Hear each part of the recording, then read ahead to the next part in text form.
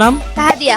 আচ্ছা, আমি আপনাকে একটা ডেয়ার দিব। সেই ডেয়ারটা হচ্ছে আপনাকে র্যান্ডম কোনো মেল ফ্রেন্ডকে কল দিয়ে আই লাভ ইউ বলতে হবে এবং লাউড স্পিকার আমাকে শোনাইতে হবে।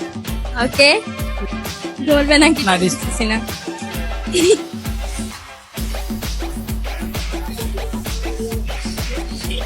হ্যালো, কই রে?